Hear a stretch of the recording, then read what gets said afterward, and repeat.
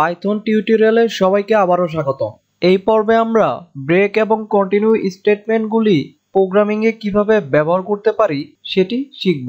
মূলত ব্রেক এবং continue statement দুটি একই কাজ করে।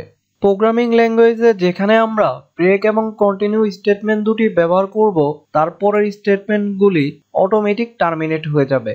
আপনাদের বোঝার সুবিধার্থে একটি এক্সাম্পল দিচ্ছি।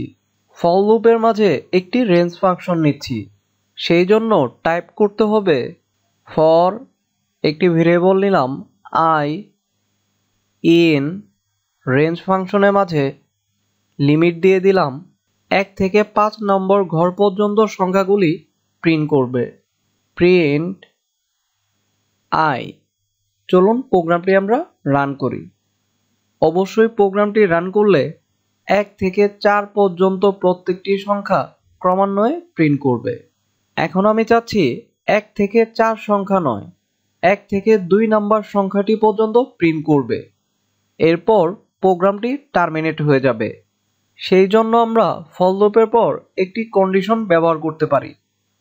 ইফ ভেরিয়েবল i ইকুয়াল 3, অর্থাৎ যখন i এর মান 3 হবে তখন লুপ থেকে বের হয়ে যাবে।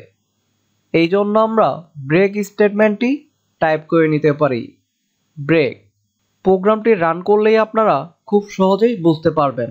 প্রথমে i এর মান প্রিন্ট হয়েছে 1, কারণ রেঞ্জ ফাংশনের মাঝে আমরা লিমিট দিয়েছি প্রথমে স্টার্ট হবে 1 থেকে।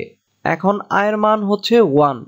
এরপর ইফ কন্ডিশনের মাঝে i এর ভ্যালুটি চেক করবে, i এর মানটি কি 3 এর সমান? না। এরপর পুনরায় লুপটি চলবে, তারপর 2 প্রিন্ট হবে। এখন i এর মান হচ্ছে 2। এরপর আবার চেক করবে i এর মানটি 3 এর সমান? না। এরপর পুনরায় লুপ ঘুরবে। এরপর যখন i এর মান 3 হবে তখন অবশ্যই ব্রেক স্টেটমেন্টটি কাজ করবে এবং লুপটি ব্রেক স্টেটমেন্ট যেখানে ব্যবহার করা হয়েছে এরপর টার্মিনেট হয়ে যাবে। যদি আমরা ব্রেকের পরিবর্তে কন্টিনিউ স্টেটমেন্টটি ব্যবহার করি, খেয়াল করুন আউটপুটে কি পরিবর্তন আসে। কন্টিনিউ। প্রোগ্রামটি পুনরায় রান করি। এবার 1 থেকে 2 নাম্বার সংখ্যাটি প্রিন্ট করার পর শুধুমাত্র 3 নাম্বার সংখ্যাটি প্রিন্ট করেনি। এরপর পুনরায় 4 নাম্বার সংখ্যাটি প্রিন্ট করেছে, কারণ i এর মান যখন 3 হবে তখন কন্ডিশনটি টার্মিনেট হয়ে যাবে। এরপরের সংখ্যাগুলি পুনরায় প্রিন্ট করবে। মূলত ব্রেক এবং কন্টিনিউ স্টেটমেন্টের মধ্যে এটি তফাৎ।